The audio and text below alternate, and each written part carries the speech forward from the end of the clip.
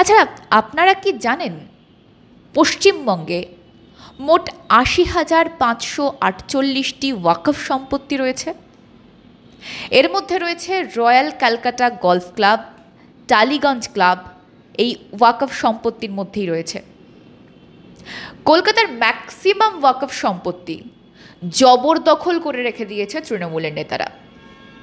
আমাদের চ্যানেলেই বিশিষ্ট রাজনৈতিক বক্তা ঝন্টু বড়াইকে একটি সাক্ষাৎকার দিয়েছেন, যেখানে তিনি স্পষ্ট এই কথা জানিয়েছেন। এই কারণেই কি ওয়াকফ বিলের বিরোধিতা করছে তৃণমূল? কারণ তারা চায় এলোমেলো করে দেমা লুটে পুটে খাই। সংশোধনী বিল তো সিস্টেম মানবে, তখন তো এলোমেলো করে বা লুটে পুটে খাওয়া যাবে না। সিম্পল। এর মধ্যে বেশ কিছু প্রপার্টি নিয়ে কিন্তু হাইকোর্টে মামলাও চলছে। সত্যি বলতে অনেকের মধ্যেই ওয়াকফ সংশোধনী বিল নিয়ে অনেক রকমের প্রশ্ন আছে, বিভ্রান্তিও আছে অনেকের। বহু মানুষের প্রশ্ন, তবে পুরনো ওয়াকফ সম্পত্তিগুলোর কি হবে? এই সম্পত্তি কি কেড়ে নেওয়া হবে? এই প্রশ্নের উত্তর খুঁজতেই ঠিক এই পটভূমিতে দাঁড়িয়েই কেন্দ্রের রিপোর্ট পর্যবেক্ষণ করা সমীচীন বলে মনে হলো, তাই আজকের এই প্রতিবেদন। দেখুন, ওয়াকফ মানে খুব সোজা করে বললে মুসলিম ধর্মে কেউ যদি তার সম্পত্তি বা জমি আল্লাহর নামে দান করে দেন সমাজের কাজে লাগানোর জন্য, সেটাই ওয়াকফ। যেমন মসজিদ বানানো, দরিদ্রদের সাহায্য করা, স্কুল চালানো, দাতব্য চিকিৎসালয় চালানো, এই রকম ধরনের সমাজ কল্যাণমূলক কাজের জন্য। এই সম্পত্তিগুলোর দেখাশোনা করে ওয়াকফ বোর্ড নামে একটি সরকারি প্রতিষ্ঠান। এখানে একটা ছোট্ট তথ্য দিই আপনাদের। এখনো পর্যন্ত ওয়াকফ বোর্ডের হাতে 8.72 লক্ষ রেজিস্টার্ড ওয়াকফ সম্পত্তি রয়েছে। দেশ জুড়ে মোট 38 লক্ষ একর জমি ছড়িয়ে রয়েছে ওয়াকফের। রাজ্যসভা এবং লোকসভায় নানা বাকবিতণ্ডা শেষে পাশ হয়েছে নতুন ওয়াকফ সংশোধনী বিল। আইনে আসবে বড় পরিবর্তন, যে বিল নিয়ে অনেকের মধ্যেই বিভ্রান্তির কথা আপনাদের বলেছিলাম। আপনারা স্ক্রিনে দেখতে পাচ্ছেন সেই কেন্দ্রীয় বিজ্ঞপ্তি। এটাই সেই কেন্দ্রীয় বিজ্ঞপ্তি যেটা নিয়ে আলোচনা। প্রতিবেদন শেষ পর্যন্ত দেখলেই দুধ কা দুধ পানি কা পানি হবে। বিচক্ষণ মানুষ বুঝতে পারবেন এই বিল এবং বিলের সংশোধনীর প্রয়োজনীয়তা। প্রথম প্রশ্ন, কি এই ওয়াকফ সংশোধনী বিল?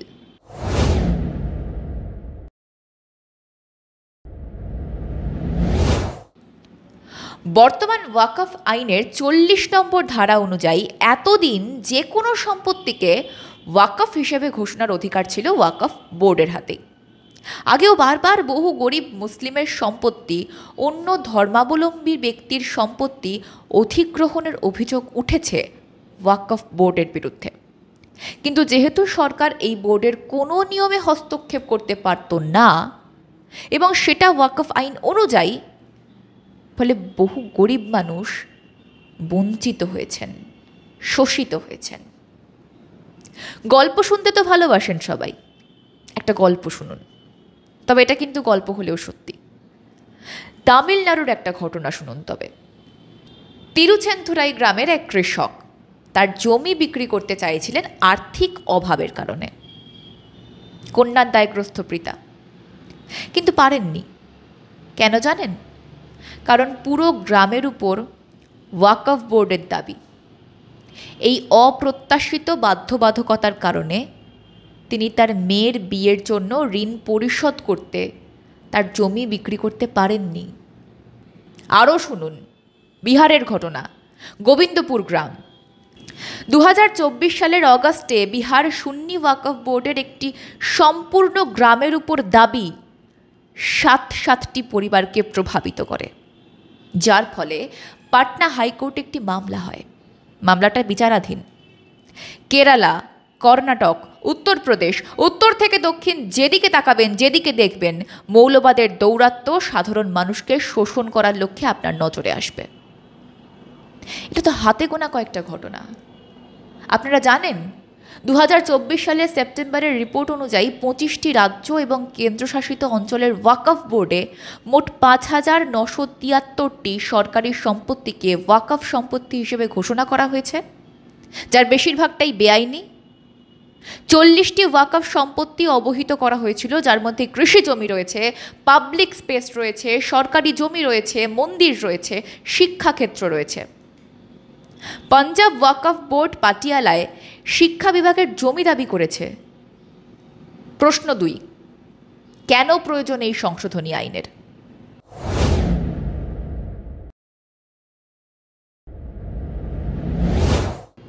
কেন্দ্রের সাফ কথা, যাহাই ছুঁই তাহাই ওয়াকফ, এই নীতি আর চলবে না। ঐতিহাসিক স্থান, শিক্ষাক্ষেত্র, গরিবের সম্পত্তি ইত্যাদিতে জোর জুলুম চলবে না, তাই ওয়াকফ বিলের সংশোধনী প্রয়োজন। বর্তমানে যে আইন রয়েছে তাতে ওয়াকফ দখল করা জমি বা সম্পত্তিতে কোনোভাবেই পর্যালোচনা করার সুযোগ থাকে না। কেন্দ্রের দাবি, ওয়াকফ সম্পত্তির সমস্ত সুবিধা ভোগ করছে একটি নির্দিষ্ট গোষ্ঠী, বঞ্চিত হচ্ছেন সাধারণ মুসলিমরা। নতুন আইন কার্যকর হলে সাধারণ মুসলিমরা উপকৃত হবেন। প্রশ্ন 3, এই বিলের লক্ষ্য কি?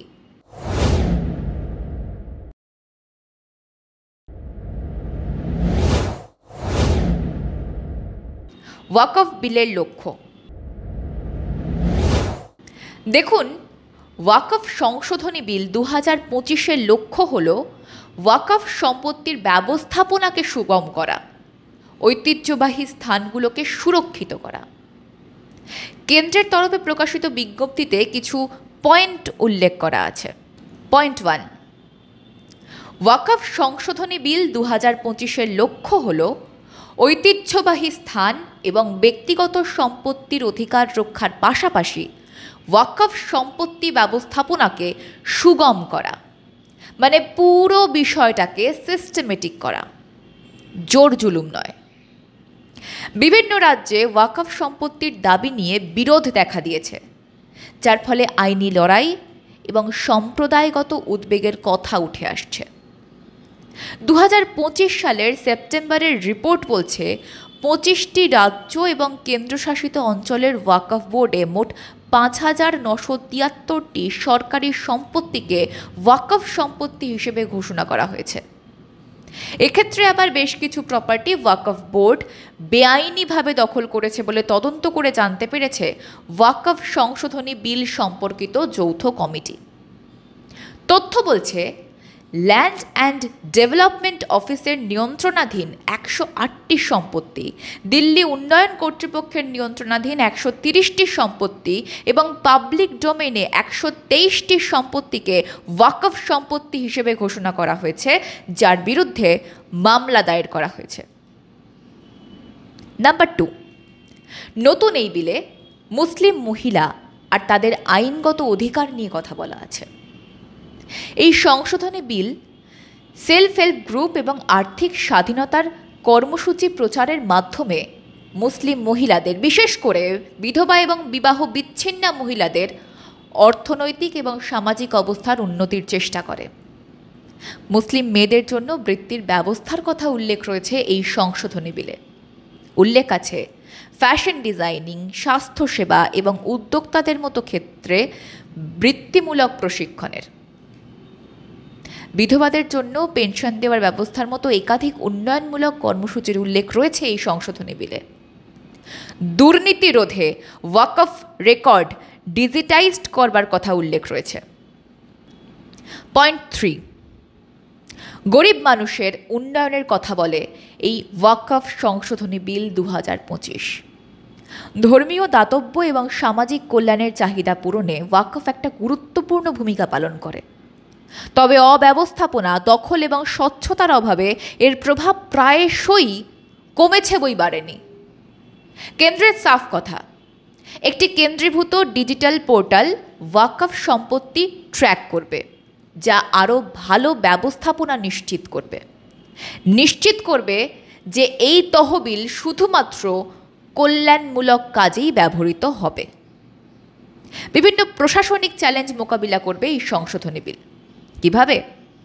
ওয়াকফ সংশোধনী বিল 2025-এর লক্ষ্য হল নিম্নলিখিত উপায়ে শাসন ব্যবস্থা উন্নত করা: সম্পত্তি ব্যবস্থাপনায় স্বচ্ছতা বৃদ্ধি, ওয়াকফ বোর্ড এবং স্থানীয় কর্তৃপক্ষের মধ্যে সমন্বয়। পয়েন্ট 4 রয়েছে অনগ্রসর শ্রেণী এবং মুসলিম সম্প্রদায়ের অন্যান্য সম্প্রদায়ের ক্ষমতায়নের উল্লেখ। এই বিলে রাজ্য অথবা কেন্দ্রশাসিত অঞ্চলের ওয়াকফ বোর্ডগুলোতে শিয়া এবং সুন্নি সদস্যদের পাশাপাশি পিছিয়ে পড়া শ্রেণীর মুসলমানদের প্রতিনিধিত্ব থাকবে, এ কথার উল্লেখ রয়েছে সেখানে। ওয়াকফ বিষয়ে স্থানীয় শাসন ব্যবস্থা জোরদার করে পৌরসভা বা পঞ্চায়েত থেকে 2 বা ততোধিক নির্বাচিত সদস্যকে অন্তর্ভুক্ত করা হয়েছে। মানে সরকারি জমি ও ওয়াকফ সম্পত্তি জেলা শাসকের ঊর্ধ্বে কোনো অফিসার ওয়াকফ সম্পত্তি বিবাদের তদন্ত করতে পারবেন। বলা আছে যে বোর্ড বা সিডব্লিউসিতে পদাধিকার বলে সদস্যদের বাদ দিয়ে 2 জন অমুসলিম সদস্য থাকবেন। মূলত ওয়াকফ সম্পত্তি ব্যবস্থাপনায় স্বচ্ছতার অভাব, ওয়াকফ জমির রেকর্ডের অসম্পূর্ণ জরিপ এবং পরিবর্তন, নারীর অধিকারের জন্য অপর্যাপ্ত নিয়ম, নিজস্ব তদন্তের ভিত্তিতে কোনো সম্পত্তিকে ওয়াকফ জমি হিসেবে ঘোষণা করার ক্ষেত্রে ওয়াকফ বোর্ডের অযৌক্তিক ক্ষমতা ইত্যাদি নিয়ন্ত্রণেই এই বিল নিয়ে আসা হচ্ছে। আপনারা শুনলে হয়তো অবাক হবেন যে ওয়াকফ বোর্ডের দখলসহ দীর্ঘস্থায়ী মামলার সংখ্যা প্রচুর। 2013 সালে 10,381টি বিচারাধীন মামলা ছিল, যা এখন বেড়ে 21,618টি মামলায় দাঁড়িয়েছে। ওয়াকফ আইনে পুরনো সম্পত্তি কেড়ে নেওয়ার কোনো বিধান দেওয়া হয়নি। ওয়াকফ বোর্ড পরিচালনা এবং ওয়াকফ সম্পত্তি ম্যানেজমেন্টের জন্যই ওয়াকফ আইনে সংশোধন করছে সরকার। তাই বিভ্রান্তি থেকে দূরে থাকুন। আপনারা শুনলেন, দেখলেন, বুঝলেনও। এবার আপনারাই পর্যবেক্ষণ করে বলুন এই আইনের গুরুত্বটা। দেখুন, বিরোধীরা তো বিরোধ করবেই, কিন্তু আপনারা তো বিচক্ষণ মানুষ। আপনারা খুব সাধারণ মানুষ। আমাদের মতামতেরও কিছু গুরুত্ব থেকে যায়। তাই আপনাদের মতামতের অপেক্ষায় আমরা। মতামত জানান আমাদের কমেন্ট বক্সে। সঙ্গে থাকুন, দেখতে থাকুন মাধ্যম।